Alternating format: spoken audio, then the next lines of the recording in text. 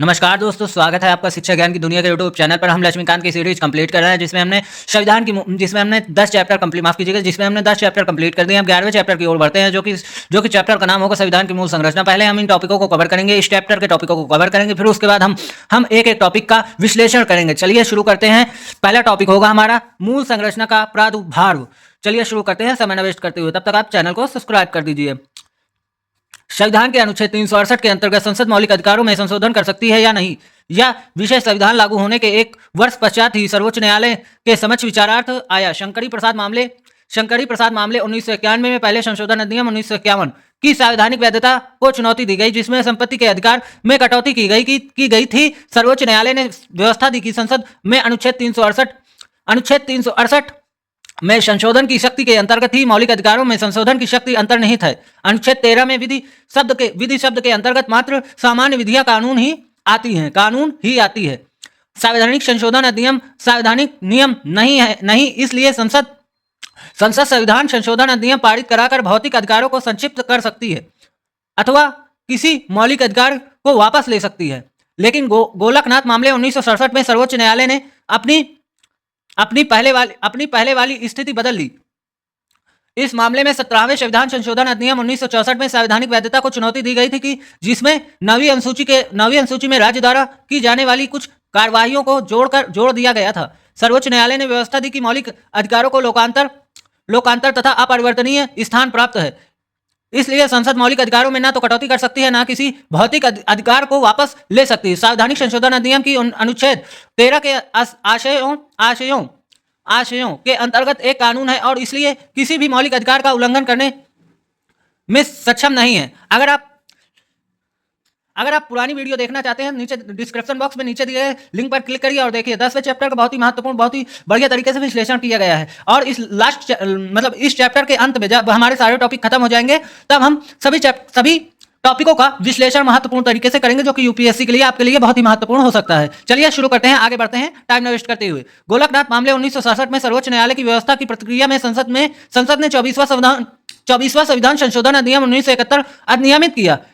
इस अधिनियम ने अनुच्छेद 13 तथा 368 में संशोधन कर दिया और घोषित किया कि अनुच्छेद 368 के अंतर्गत संसद को मौलिक अधिकारों को सीमित करने अथवा किसी मौलिक अधिकार को वापस लेने की शक्ति है, और ऐसा नियम अनुच्छेद 13 के आशयों के अंतर्गत एक कानून नहीं माना जाएगा। हालांकि केशवानंद भारती मामले 1973 सर्वोच्च न्यायालय ने गोलकनाथ मामले में अपने निर्णय में प्रत्यादिष्ट कर दिया। इसने 24वें संविधान संशोधन अधिनियम 1971 की वैधता बहाल रखा और व्यवस्था दी कि संसद मौलिक अधिकारों को सीमित कर सकती है अथवा किसी अधिकार को वापस ले सकती है।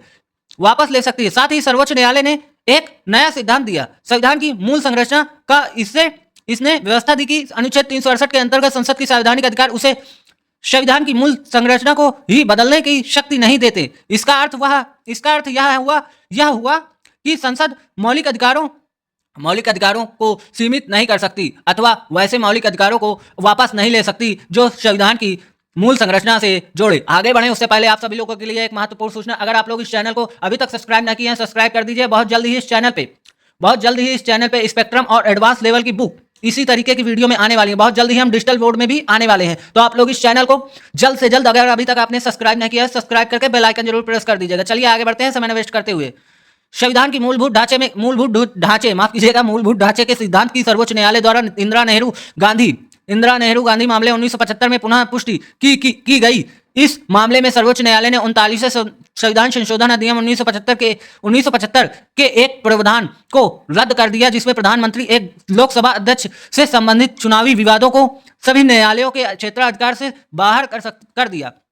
न्यायालय ने कहा कि यह प्रावधान संसद की संशोधनकारी शक्ति के बाहर है, क्योंकि यह संविधान में मूलभूत ढांचे पर चोट करता है। आइए आगे देखते हैं। उससे पहले अगर आपने चैनल को सब्सक्राइब नहीं किया, चैनल को सब्सक्राइब कर दीजिए। चलिए आगे देखते हैं। पुनः न्यायपालिका द्वारा एवं आविष्कृत इस मूल संरचना के सिद्धांत की प्रतिक्रिया में संसद ने 42वां संविधान संशोधन अधिनियम पारित कर दिया। इस अधिनियम ने अनुच्छेद 368 को संशोधित कर यह घोषित किया कि संसद की विधायी शक्तियों की कोई सीमा नहीं है और किसी भी संविधान संशोधन को न्यायालय में चुनौती नहीं दी जा सकती किसी भी आधार पर, चाहे वह मौलिक अधिकारों के उल्लंघन का ही क्यों ना हो। हालांकि सर्वोच्च न्यायालय ने मिनर्वा मिल्स मामले 1980 में इस प्रावधान को अमान्य कर दिया क्योंकि इसमें न्यायिक समीक्षा के आगे बढ़े उससे पहले एक महत्वपूर्ण सूचना। ये जितनी भी वीडियो मैंने अभी तक बनाई है सभी रिवीजन पर्पस से बनाई है, और अगर आप लोगों ने अभी तक अपने मन से लक्ष्मीकांत का 11वां चैप्टर या पिछले जितनी भी वीडियो बन चुकी हैं उनमें सभी चैप्टर नहीं पढ़े हैं तो जाकर पहले अपने मन से किताब से पढ़िएगा, उसके बाद इस वीडियो में आइएगा, तभी आप लोगों को समझ में आएगा। और लास्ट में हम सभी टॉपिकों का पोस्टमार्टम, जैसे बोलते हैं पोस्टमार्टम करेंगे, मतलब विश्लेषण करेंगे बहुत अच्छी तरीके से, इसलिए वीडियो में लास्ट तक बने रहिएगा। चलिए इसमें न्यायिक समीक्षा के आगे बढ़ते हैं। क्या है, आप लोग ध्यान से सुनिएगा जो भी मैं बातें बता रहा हूं। समीक्षा के लिए कोई स्थान नहीं था, जो कि संविधान की मूल विशेषता है। अनुच्छेद 368 से संबंधित इस मूल संरचना के सिद्धांत को इस मामले पर लागू करते हुए न्यायालय ने व्यवस्था दी। चूंकि संविधान ने संसद को समिति संशोधनकारी शक्ति दी है, इसलिए उस शक्ति का उपयोग करते हुए संसद इस चरम अथवा निरंकुश सीमा तक नहीं बढ़ा सकती है। वास्तव में सीमित संसद को संशोधनकारी शक्ति संविधान की मूल विशेषताओं में से एक है। अंततः इस शक्ति की सीमाबद्धता को नष्ट नहीं किया जा सकता है। दूसरे शब्दों में संसद अनुच्छेद 368 के अंतर्गत अपनी संशोधनकारी शक्ति को विस्तृत कर निरस्त करने का अधिकार हासिल नहीं कर सकती है अथवा संविधान को रद्द अथवा इसकी मूल विशेषताओं को नष्ट नहीं कर सकती है। सीमित शक्ति का अदाता उपभोगकर्ता उस शक्ति का उपयोग करते हुए सीमित शक्ति को असीमित शक्ति में नहीं बदल सकती है। पुनः वामन राव मामले 1981 में सर्वोच्च न्यायालय ने मूल संरचना के सिद्धांत को मानते हुए स्पष्ट किया कि यह 24 अप्रैल 1973 अर्थात केशवानंद भारती मामले में फैसले के दिन के बाद अधिनियमित संविधान संशोधन पर लागू होगा। आइए आगे देखें। उससे पहले आप सभी के लिए एक महत्वपूर्ण सूचना, अगर आप लोगों ने अभी तक चैनल को सब्सक्राइब नहीं किया है तो चैनल को सब्सक्राइब कर दीजिए। इसमें स्पेक्ट्रम हिस्ट्री की किताब की वीडियो जल्द ही आने वाली है, उसका भी इसी तरीके से जैसे आज हम लास्ट में इसका विश्लेषण करने वाले हैं। पहले हम इस चैप्टर को खत्म करेंगे, उसके बाद इसका विश्लेषण करेंगे, एक एक शब्द को बहुत ही आसान भाषा में समझेंगे। चलिए मूल संरचना के तत्व पढ़ेंगे, आगे बढ़ते हैं। वर्तमान स्थिति यह है कि संसद अनुच्छेद 368 के अधीन संविधान के किसी भी भाग मौलिक अधिकारों सहित में संशोधन कर सकती है, बशर्ते कि इससे संविधान की मूल संरचना प्रभावित न हो। तथापि सर्वोच्च न्यायालय द्वारा यह परिभाषित अथवा स्पष्ट किया जाना है कि मूल संरचना के घटक कौन से हैं। विभिन्न फैसलों के आधार पर निम्नलिखित में मूल संरचना अथवा इसके तत्वों के रूप में पहचान की जा सकती है। पहला पॉइंट पढ़ेंगे, उससे पहले अगर आप चैनल पर नए हैं तो चैनल को सब्सक्राइब कर दीजिए, क्योंकि इस चैनल पे बहुत ही अच्छे किताबों का एडवांस लेवल की किताबों की वीडियो आने वाली है, इसलिए इस चैनल को बहुत सारा प्यार दीजिए। चलिए आगे बढ़ते हैं समय न वेस्ट करते हुए। संविधान की सर्वोच्चता, सेकंड पॉइंट है भारतीय राजनीति सार्वभौम लोकतांत्रिक तथा गणराज्यात्मक प्रकृति। तीसरा पॉइंट संविधान का धर्मनिरपेक्ष चरित्र। चौथा पॉइंट विधायिका, कार्यपालिका तथा न्यायपालिका के बीच शक्ति का विभाजन। पांचवा पॉइंट संविधान का संघीय स्वरूप। छठा पॉइंट राष्ट्र की एकता एवं अखंडता। सातवां पॉइंट कल्याणकारी राज्य सामाजिक आर्थिक न्याय। आठवां पॉइंट न्यायिक समीक्षा। नौवां पॉइंट वैयक्तिक स्वतंत्रता एवं गरिमा। 10वां पॉइंट संसदीय प्रणाली। 11वां पॉइंट कानून का शासन। 12वां पॉइंट मौलिक अधिकारों तथा नीति निर्देशक सिद्धांतों के बीच सौहार्द और संतुलन। 13वां पॉइंट समत्व का सिद्धांत। 14वां पॉइंट स्वतंत्र एवं निष्पक्ष चुनाव। 15वां पॉइंट न्यायपालिका की स्वतंत्रता। 16वां पॉइंट संविधान संशोधन की संसद की सीमित शक्ति। 17वां पॉइंट न्याय तक प्रभावकारी पहुंच। 18वां पॉइंट मौलिक अधिकारों के आधारभूत सिद्धांत या सार तत्व। 19वां पॉइंट पढ़ेंगे अनुच्छेद 32, 136, 141 तथा 142 के अंतर्गत सर्वोच्च न्यायालय को प्राप्त शक्तियां। 20वां पॉइंट अनुच्छेद 226 तथा 227 के अंतर्गत उच्चतम न्यायालय की शक्ति। चलिए आगे बढ़ेंगे, जो कि संविधान की मूलभूत ढांचे का विकास, तालिका 11.1। हम इसको एक एक करके पढ़ेंगे, उसके बाद हम इसका पोस्टमार्टम मतलब विश्लेषण देखेंगे। लास्ट में जब चैप्टर खत्म हो जाएगा, 2 टॉपिक हमने पढ़े हैं, इस चैप्टर पे 2 टॉपिक हैं, उन्हीं टॉपिकों का हमका विश्लेषण देखना है। अगर आप लोगों को समझ में आ रहा है तो वीडियो पे रुकिए, लास्ट तक आप लोगों को बहुत बेहतरीन तरीके से समझ में आएगा। और इस वीडियो को तभी देखिएगा जब आप लोगों ने अपने मन से किताब को पढ़ लिया होगा, तभी इस वीडियो को देखिएगा। आप लोगों को अगर आप लोग सोच रहे हैं सिर्फ एक वीडियो से हम यूपीएससी का पेपर क्रॉस कर लेंगे, तो ऐसा कभी नहीं होगा। जब तक हम अपने मन से नहीं पढ़ेंगे, चाहे जितना बड़ा इंस्टीट्यूट हो, चाहे जितना बड़ा कोचिंग संस्थान हो, कोई आप लोगों को सफलता नहीं दिला सकता। ये इतनी मैं गारंटी दिला सकता हूँ। इसलिए पहले खुद पढ़िए, फिर चाहे जो भी टीचर हो, पहले खुद पढ़िए, फिर उसके बाद उस टीचर की बात सुनिए। टीचर को पढ़िए, टीचर को समझिए वो क्या कह रहा है, उसको जो अच्छा मतलब जो मेन पॉइंट आपको लग रहे हैं उनको लिख लीजिए। ठीक है, चलिए टाइम न वेस्ट करते हुए आगे बढ़ते हैं।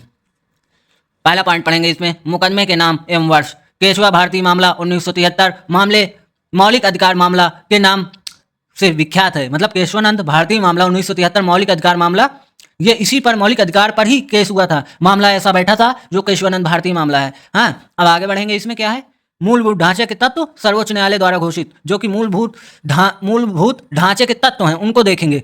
मूलभूत ढांचे के तत्व सर्वोच्च न्यायालय द्वारा घोषित किए गए हैं। संविधान की सर्वोच्चता, यानी संविधान सर्वोच्च है, सबसे ऊपर, कानून से ऊपर भी संविधान है।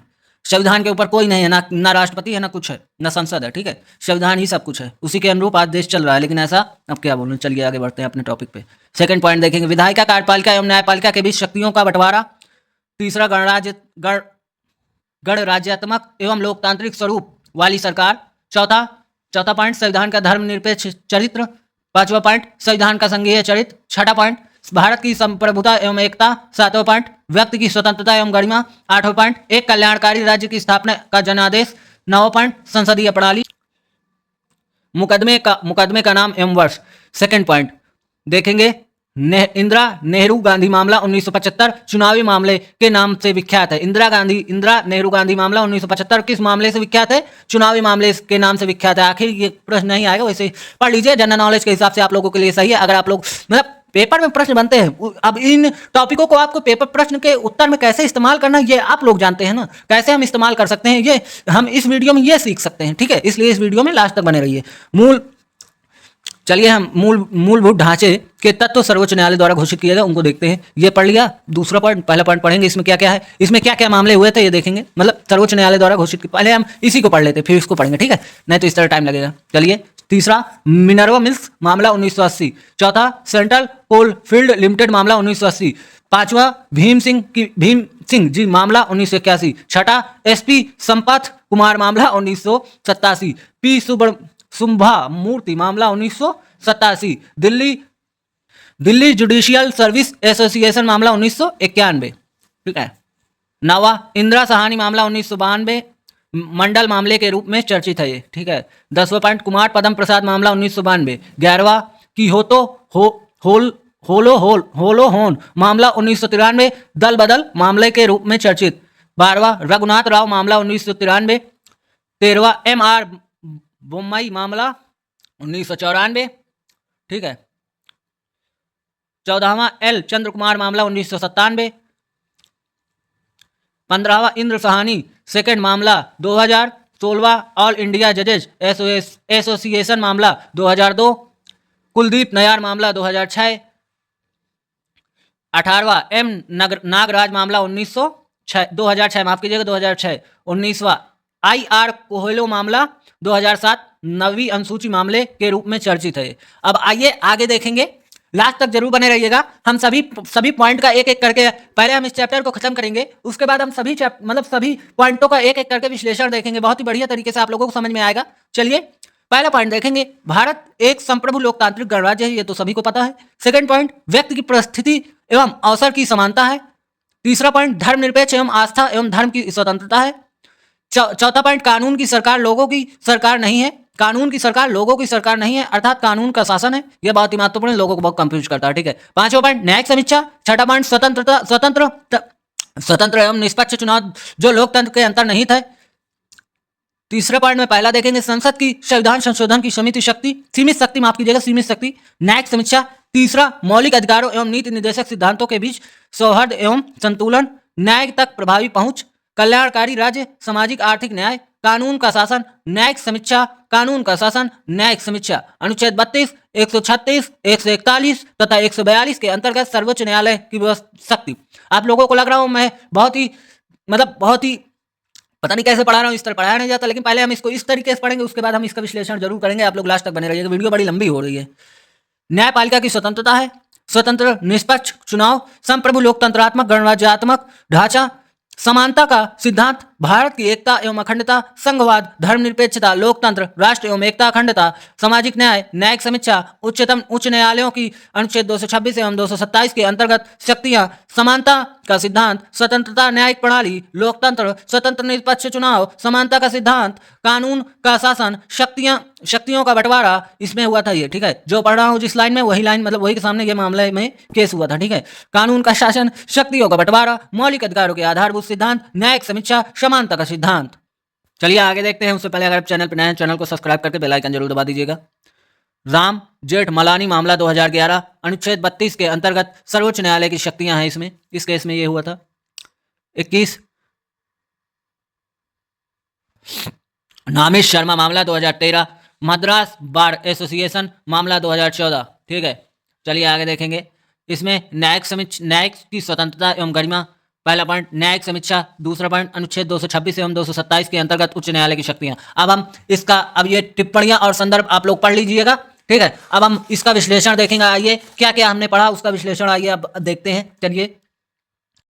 चलिए अब हम मूल संरचना का प्रादुर्भाव देखते हैं। प्रादुर्भाव पर इसका असली मतलब जानते हैं। 1970 के दशक में भारत में एक ऐसा वक्त आया था जब सरकार इतनी शक्तिशाली हो गई थी कि वो संविधान को मिटा सकती। सोचिए, मतलब तब आया था ये केशवानंद भारती वाला केस, तब किया गया था कोर्ट में कि जब सरकार इतनी शक्तिशाली हो गई थी कि सरकार की तानाशाही भारत सरकार राजतंत्र चाहती थी। समझ में आई बात? चलिए अब इसको आगे देखते हैं, आगे समझते हैं। मतलब इतनी शक्तिशाली हो गई थी कि वो संविधान को मिटा सकती थी, मतलब संविधान को ही मिटा सकती थी, संविधान को खत्म कर सकती थी। ये उस समय की सरकार अपनी पावर में आ चुकी थी। इसलिए अब आगे देखेंगे प्रादुर्भाव का मतलब, आगे समझेंगे। प्रादुर्भाव का मतलब सिर्फ एक केस नहीं, बल्कि यह सुप्रीम कोर्ट द्वारा लगाया गया इमरजेंसी एग्जिट था। मतलब इमरजेंसी एग्जिट है जिसने भारत को तानाशाही बनने से बचा लिया। मतलब प्रादुर्भाव का इतना बड़ा पावर था कि वो भारत ने सरकार को तानाशाही होने से बचा लिया। अगर केशवानंद भारतीय केस में यह शब्द नहीं आता तो आज ना आपके पास मौलिक अधिकार होते। सोचिए, अगर ये शब्द नहीं आता या ये केस नहीं होता तो आज हमारे पास मौलिक अधिकार नहीं होते। ठीक है, आगे देखेंगे होते, और ना ही चुनाव की कोई गारंटी होती। अब आगे देखेंगे दूसरा टॉपिक का विश्लेषण देखेंगे। ये टॉपिक का विश्लेषण इतना ही था। आगे देखेंगे मूल संरचना के तत्व को रटिएगा मत, क्योंकि इसकी बहुत ही लंबी लिस्ट है। हम इसको बहुत ही सरल भाषा में, बहुत ही छोटे शब्दों में समझेंगे। ये मूल संरचना के तत्व, ये जजों का हथियार है। सोचिए, जजों का हथियार मूल संरचना के तत्व है। चलिए आगे बढ़ते हैं। ये तत्व संविधान की जेनेटिक्स हैं। जैसे एक इंसान का डीएनए नहीं बदला जा सकता, वैसे ही भारत का डीएनए ये तत्व है। मतलब भारत का डीएनए, जैसे एक इंसान का डीएनए दूसरे इंसान में नहीं बदला जा सकता, वैसे ही ये भारत का मूल संरचना का तत्व, मतलब ये तत्व मूल संरचना के भारत के डीएनए है। ठीक है, आइए आगे देखेंगे। और सबसे मजे की बात यह है, सुप्रीम कोर्ट ने जानबूझकर इनकी कोई अंतिम लिस्ट नहीं दी है। क्यों इसका मतलब समझेंगे, ताकि संसद कभी यह ना जान पाए कि उसकी सीमा कहां खत्म होती है। मतलब संसद कभी यह ना जान पाए कि उसकी सीमा कहां खत्म होती है, क्योंकि अगर संसद को यही पता लग जाएगा तो संसद निरंकुश और राजतंत्र स्थापित करने की ओर बढ़ जाएगी। इसलिए यह बहुत ही जरूरी हो चुका था। चलिए आगे देखेंगे। यह कोर्ट का एक साइकोलॉजिकल वॉर था, जैसे दिमागी जंग हो गई। ठीक है, संसद के खिलाफ, ताकि संविधान की सर्वोच्चता हमेशा बनी रहे। मतलब संसद के खिलाफ, ताकि संविधान की सर्वोच्चता हमेशा बनी रहे। साइकोलॉजिकल वॉर छिड़ चुकी थी उस समय इस केस को चलते। ठीक है, आगे बढ़ेंगे। मतलब इससे सीख हमें क्या मिलती है, आइए देखते हैं। हमारा संविधान कैसा है? लचीलापन एवं कठोरता का संगम, मतलब सम्मिश्रण है दोनों का। ठीक है, ना तो लचीला है ना तो कठोर है। ठीक है, इसका निष्कर्ष और विश्लेषण दोनों को साथ में समझेंगे। इस पूरे चैप्टर का सार यह निकल के आता है कि मूल संरचना ने हमारे संविधान को अमर बना दिया। मतलब मूल संरचना ही हमारे संविधान को अमर कर दिया, मतलब बिल्कुल आजाद कर दिया है। ठीक है, आगे बढ़ेंगे। यह संसद को बदलाव करने की आजादी भी देता है और उसे मर्यादा में रहने की चेतावनी भी देता है। मतलब मर्यादा और चेतावनी दोनों साथ में संसद को रहने की देता है, नहीं तो संसद निरंकुश हो जाएगी, हमारे ऊपर राजतंत्र लागू कर सकती है। इसलिए मूल संरचना के तत्वों का होना बहुत ही महत्वपूर्ण, बहुत ही एक अच्छी बात मानी जाती है। चलिए आगे देखते हैं। मतलब आगे समझेंगे। आगे हम इसको इस तरीके से समझेंगे कि यह संसद को बदलाव करने की आजादी भी देती है। मतलब संसद को बदलाव करने की भी आजादी देती है। मतलब इसमें संसद कुछ संशोधन भी कर सकती है, ऐसा भी है। मतलब पूरी तरीके से बदल नहीं सकती, लेकिन संशोधन कर सकती है। ठीक है, आगे हम इसको इस प्रकार से समझेंगे। और उसे मर्यादा में रहने की चेतावनी भी देती है। यह सिर्फ एक चैप्टर नहीं है, यह इस देश के आम नागरिक और सरकार के बीच का पावर बैलेंस है। मतलब बैलेंस बना के रखता है सरकार और जनता के बीच में। मूल संरचना के तत्व ऐसे हैं। ठीक है, अब आगे इसको समझेंगे। माफ कीजिएगा, हमारा टॉपिक अब यहीं से समाप्त होता है। अगर आपको इसका और भी विश्लेषण देखना है तो हमें कमेंट करके बता दीजिएगा। और एक बात महत्वपूर्ण सूचना, अगर आप लोगों ने अभी तक अपने मन से किताब को नहीं पढ़ा है तो जाकर पहले किताब पढ़िए, फिर उसके बाद इस वीडियो में आइएगा और मैं सभी वीडियो की लिंक डिस्क्रिप्शन बॉक्स में दे दूंगा, उसको चेकआउट करके वीडियो पूरा जरूर वॉच कीजिएगा। उसमें भी और विस्तार से अब जो भी चैप्टर पढ़ेंगे, मतलब जो भी चैप्टर पढ़ेंगे उसका अगले चैप्टर से रिलेशन जरूर होगा, इसलिए पुराने चैप्टर की वीडियो देखकर ही आगे वाली वीडियो देखिएगा, तभी आपको समझ में आएगा। अगर आप लोगों ने इस चैनल को सब्सक्राइब नहीं किया तो सब्सक्राइब करके बेल आइकन जरूर दबा दीजिएगा। और एक बात महत्वपूर्ण है, अगर आप लोग चाहते हैं कि इसमें स्पेक्ट्रम की हिस्ट्री और एनसीईआरटी सभी की वीडियो आए तो आप लोग कमेंट में बता दीजिए कौन कौन सी, मतलब मैं तो यूपीएससी की बुक की वीडियो जरूर लाऊंगा, सभी बुक की वीडियो लाऊंगा, एडवांस मतलब बेसिक स्ट्रक्चर और एडवांस लेवल की बुक जरूर लेके आऊंगा, बुक की वीडियो जरूर लेके आऊंगा। एक एक चैप्टर का विश्लेषण, महत्वपूर्ण पॉइंट, महत्वपूर्ण टॉपिक आने वाले समय में इस चैनल पे आप सभी लोगों को मिलेंगे। आप लोग इस चैनल को बहुत सारा प्यार दीजिए, ठीक है, और कमेंट करके बताइए ये वीडियो कैसी लग रही है। अगर आप लोग चाहते हैं इसका और भी मतलब और भी डीपली, क्योंकि वीडियो बहुत लंबा हो रहा था इसलिए मैंने इसको शॉर्ट टर्म में बहुत ही अच्छी तरीके से समझा दिया। अगर आप लोगों को समझ में नहीं आता तो फिर से कमेंट करके बताइए ताकि मैं इसको और भी डेप्थ में जाके और भी बढ़िया तरीके से समझा सकूं, ठीक है। आप लोग अगर वीडियो नहीं समझ में आ रहा दोबारा देखिए, दोबारा समझ में आ जाएगा। और एक महत्वपूर्ण बात, अगर आप लोगों ने अभी तक अपने मन से किताब नहीं पढ़ी है तो एक बार किताब पढ़ के आइए, फिर इस वीडियो में आइएगा, ठीक है। और चैनल को सब्सक्राइब करके बेल आइकन जरूर प्रेस कर दीजिएगा ताकि आने वाली नोटिफिकेशन आपको मिलती रहे। आप लोग अगर वीडियो पूरा देखें तो आप लोगों का बहुत बहुत धन्यवाद। जय श्री राम, भारत माता की जय, इंकलाब जिंदाबाद, जय हिंद दोस्तों।